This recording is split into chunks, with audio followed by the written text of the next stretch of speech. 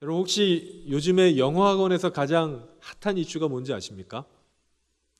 이제 영어학원을 안 다닐 나이들이시기 때문에 잘 어린이들이 다니는 영어학원의 제일 핫한 이슈는 할로윈입니다.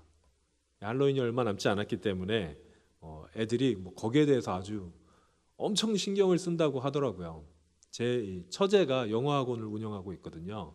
근데 얼마 전에 한 초등학생 여자아이가 등록을 했는데 쉬는 시간이면 한시도 쉬지 않고 선생님 옆에 붙어서 자기가 할로윈 전에 영어학원을 등록하게 돼서 너무 다행이라는 거예요.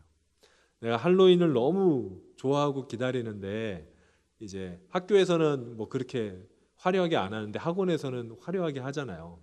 그러니까 영어학원에 할로윈 전에 등록하게 돼서 너무 좋고 자기는 이미 입을 옷을 정해놨고 친구들한테 어떤 선물을 줄지도 지금 너무 기대하면서 고르고 있다는 거예요. 선생님은 누굴 닮았으니까 내가 뭘 주겠다 했는데 그게 그렇게 좋은 칭찬인 것 같지는 않은데 할로윈 코스프레 중에 이렇게 사실 기분 좋을 만한 그런 건 없잖아요. 아무튼 호박을 닮았다 그랬을 수도 있고 막 그러면서 어린아이들이 굉장히 신경을 많이 쓴다고 합니다. 할로윈이 이렇게 우리나라의 젊은이들의 문화로 사로잡힌 지가 그렇게 오래되지는 않는데 어느덧 뭐 엄청나게 큰 문화적인 이슈가 됐죠. 오늘 이 할로윈이 무슨 날인지 잠깐 설명을 하고 지나가려고 하는데 할로윈에 대해서 설명하려면 좀 이해를 돕기 위해서 한 가지 더 이야기를 하도록 하겠습니다. 여러분 혹시 카니발이라는 거 아세요?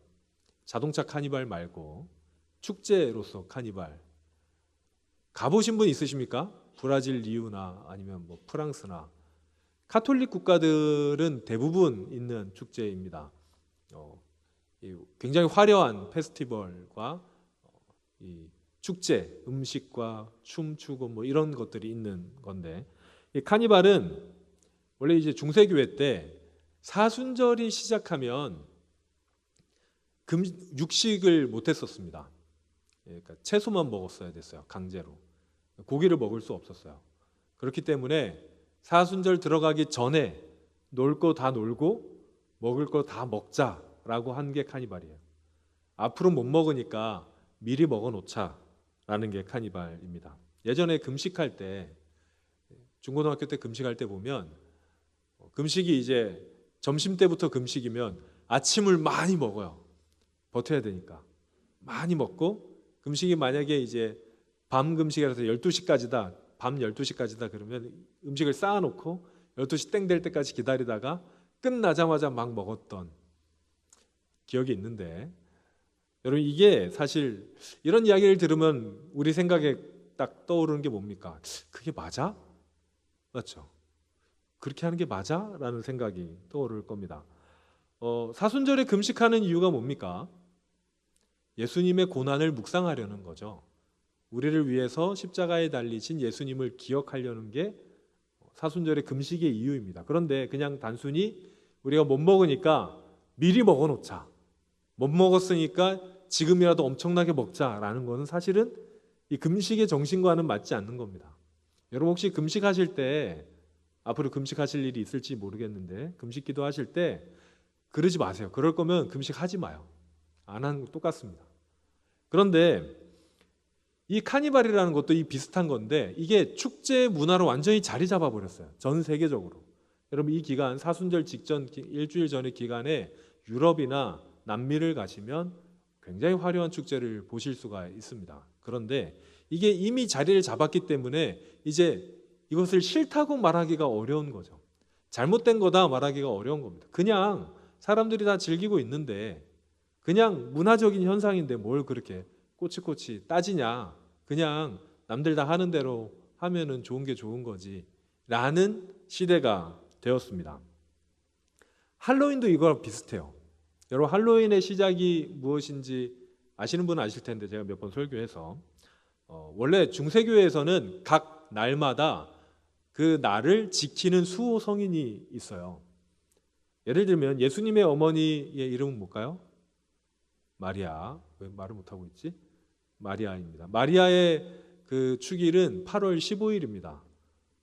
아이러니하게 우리나라 국경일과 같은데 그리고 아기 예수님을 축복했던 그 성 안나라는 사람이 있는데 그 사람의 축일은 7월 26일.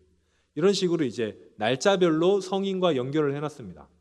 그런데 성인이 좀 더 늘어나고 성인 숫자가 많아지고 순교자 숫자도 많아지니까 이거를 다 하기에는 365일이 모자라요. 그렇기 때문에 그래도 이제 어떤 성인은 뭐 이렇게 기념을 하고 어떤 성인은 기념을 안 하기에는 좀 그러니까 모든 성인의 날을 하나 만들었어요. 모든 성인의 날. 그걸 해서 만성절이라고 이야기하는데 모든 성인의 날이 언제냐면 11월 1일입니다. 11월 1일이 모든 성인의 날이에요. 가톨릭 국가에서는 11월 1일은 공휴일입니다. 성탄절, 부활절과 마찬가지로 굉장히 중요한 날이에요. 우리는 가톨릭 국가가 아니니까 별로 중요하지 않죠. 여러분 들어보신 적 있으세요? 만성절? 못 들어봤죠. 저도 못 들어봤었습니다. 어렸을 때는. 자, 이 모든 성인의 축일이 왜 중요하냐면 여러분 할로윈이 몇 월 며칠입니까? 10월 31일이죠. 기습적으로 제가 질문을 해보면 종교개혁 기념일이 언제인지 아세요? 10월 31일입니다. 같은 날이에요. 왜 같은 날이 되는지 좀 이따 얘기할 건데 11월 1일 전야가 할로윈이 된 이유는 모든 성인들이 그날은 이제 이 땅에 오는 거잖아요. 저승과 이승의 경계가 흐릿해진 날이라고 생각을 했어요.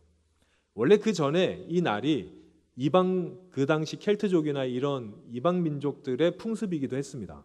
그래서 저승과 이승이 흐릿해진 날 밖에 귀신의 복장을 하지 않고 나가면 귀신한테 해를 입는다고 해서 귀신의 복장으로 돌아다니던 작은 풍습이 있었는데 그게 만성절이랑 결합을 했어요. 그래서 31일 밤 11월 1일 새벽에는 이승과 저승의 진짜가 아니에요. 그런 풍습이 있다는 겁니다. 경계가 흐릿해져서 귀신들이 많이 내려온다라는 풍습이 있었죠. 그런데 이게 어린아이들한테 굉장히 인기가 있는 날이 된 거죠. 성탄절처럼 애들이 귀신 복장을 하고 남의 집에 쫓아가가지고 사탕을 주지 않으면 내가 잡아먹겠다 이렇게 가지고 사탕을 받아내는 이런 좀 웃긴 일들이 일어나면서 어린이들의 문화로 사로잡혔다가 자리 잡았다가 나중에는 전체 큰 청년들, 젊은이들까지 좋아하는 문화가 되었습니다. 지금은 할로윈을 없애자고 하면은 난리가 나요. 서구권에서는. 할로윈 그거 잘못된 거 아니냐라고 말하기도 어려운 상황입니다. 그런데 이상하죠. 귀신을 긍정적으로 보지 않는 게 기독교입니다. 기독교에서 귀신은 항상 사탄의 하수인 혹은 하나님의 뜻을 반대하는 존재들. 그런데 우리가 직접 귀신의 복장을 해야 되는 날이 할로윈이잖아요. 기독교에서 이렇게 나온 어떻게 보면 풍습이 굉장히 비성경적인 풍습이 되었죠. 종교개혁과 할로윈을 제가 같이 말할 수밖에 없는 것은 아까 얘기했던 대로 종교개혁 기념일이 할로윈과 같은 날이기 때문입니다. 이게 무슨 장면이냐면 루터가 95개조 반박문이라는 거를 비텐베르크 성교회 문에 붙이는 장면을 그린 겁니다. 이때부터 우리는 종교개혁이 시작됐다고 이야기를 해요. 저 대자보 같은 데다가 95개 절, 95개의 항목을 반박한 게 아니라 면죄부라는 것을 반박하기 위해서 95절의 글을 쓴 겁니다. 그래서 지금도 비텐베르크 성교회 가면 넘겨주시면 이런 식으로 해서 그 문에 새겨놨어요. 95개조 반박문을. 가시면 보실 수 있습니다. 저는 아직 못 가봤어요. 저랑 같이 가시죠. 10월 31일 만성절 전날 사람들이 다 교회로 몰려올 거기 때문에 11월 1일이 되면 루터가 자기의 의견을 담은 지금으로 따지면 대자보를 이 문 앞에 붙인 거예요. 모든 사람 다 보라고. 그래서 이날로부터 우리는 종교개혁이 시작됐다라고 이야기를 하죠. 종교개혁의 참된 의미가 뭐냐면요. 그 당시에 있던 문화대로 따라가지 말자는 거예요. 그 당시에 대세로 자리 잡았던 신앙생활, 종교, 풍습, 문화, 가치관이 성경을 보니까 틀렸다라는 거죠. 여러분 그 당시에 면죄부라는 걸 팔았는데 면죄부가 뭐냐면 돈을 내면 죄가 없어지는 거예요. 쉽게 말하면. 죄는 아니고 사실 벌인데 자세히 설명하기는 시간이 없으니까 돈을 내면 벌이 사라지는 거예요. 원래는 죽으면 연옥을 가야 되는데 너네가 돈을 내면 연옥 가지 않고 바로 천국으로 가게 된다라는 말도 안 되는 얘기가 면죄부라는 것이었습니다. 그런데 그게 그 시대의 대세가 됐어요. 누구도 면죄부에 대해서 뭐라고 할 수가 없어요. 수많은 사람들이 자기를 위해서, 자기 어머니를 위해서, 아직 태어나지도 않은 자기 자식들을 위해서 면죄부를 샀습니다. 많은 돈을 들여서. 그 돈으로 지은 성당이 지금 바티칸에 가면 있는 성 베드로 대성당이에요. 그러니까 수많은 사람들이 수많은 돈을 내서 샀기 때문에 이미 대세가 돼버린 그것을 거스를 수가 없었습니다. 잘못됐다라고 얘기하는 순간 다 이상한 사람이 나를 쳐다보기 때문이죠. 근데 그때 그게 잘못됐다라고 말하는 게 종교개혁의 시작이었습니다. 이 세대를 본받지 않는 것, 이 세대의 기준이 아니라 하나님의 말씀을 기준으로 삼자라고 이야기한 게 종교개혁이었습니다. 오늘 본문은 로마서 12장 2절은요. 12장 1절의 말씀에서 이어진 본문인데요. 12장 1절을 보면 바울이 너희가 영적인 예배를 드리려면, 올바른 예배를 드리려면 이러이러해야 된다라고 이야기를 하는 겁니다. 쉽게 말하면 이 1절을 요약하면 너희가 너희 몸을 하나님이 기뻐하시는 산 제물로 드려서 결론적으로는 영적인 예배를 드려라. 올바른 예배를 드려라 라는 의미이죠. 그리고 2절에는 영적인 예배를 드리려면, 올바른 예배를 드리려면 어떻게 해야 된다라는 것을 이야기하고 있습니다.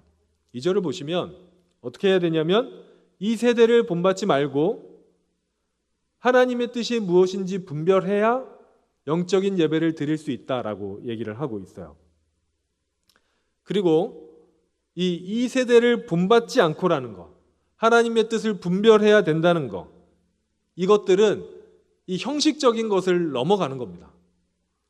이 세대를 본받지 않고가 무슨 뜻이겠습니까? 이 사람들이 행하는 대로, 따르는 대로, 이 사람들이 사는 대로 이 겉모습이 아니라 마음을 새롭게 해야 된다라는 의미입니다.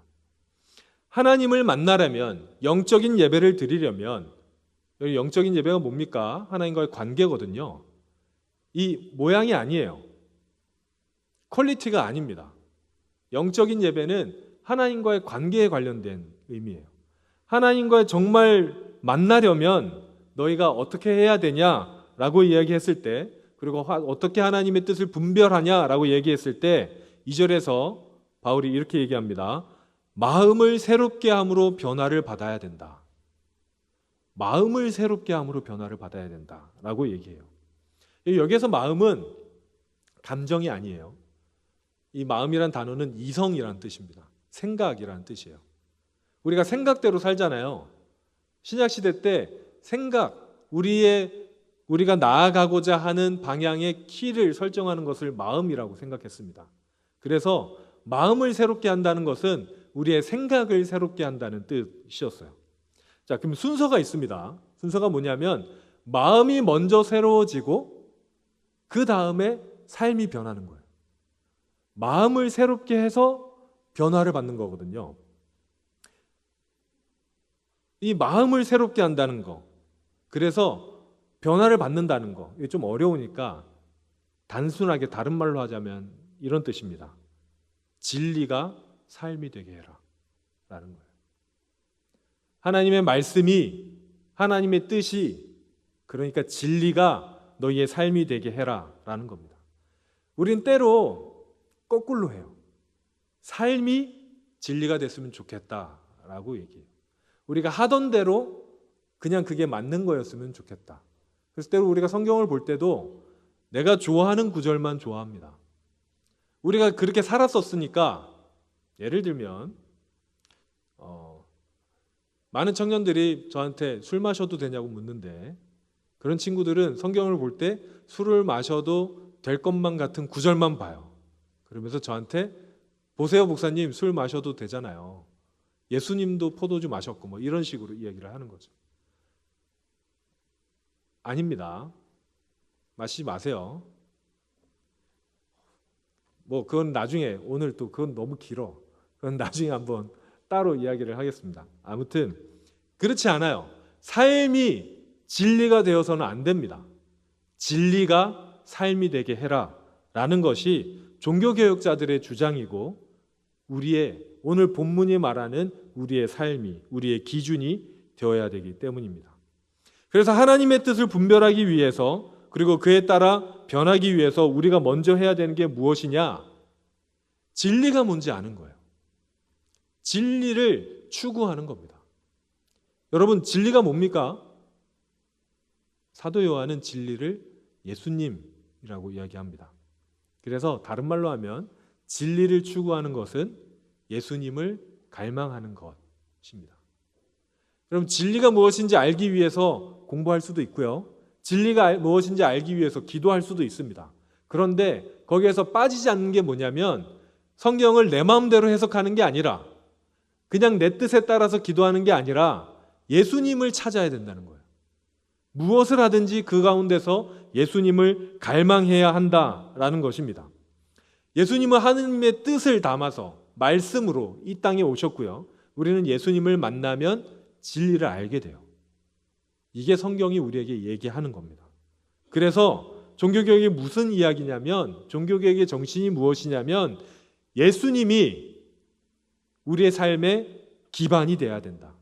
기초가 돼야 된다. 예수님을 갈망하는 것이 우리의 기반이 돼야 된다라고 얘기하는 겁니다. 종교개혁에 끝나고 나서 종교개혁의 후예들이 부르짖은 구호가 하나 있습니다.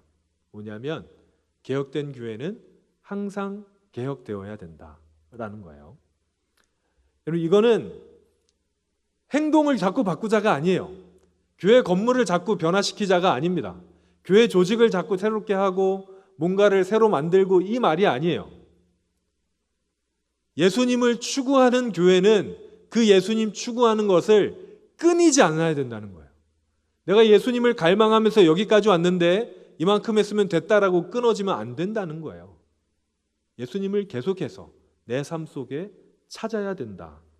주님을 갈망하기를 멈추지 말아야 된다라는 것입니다.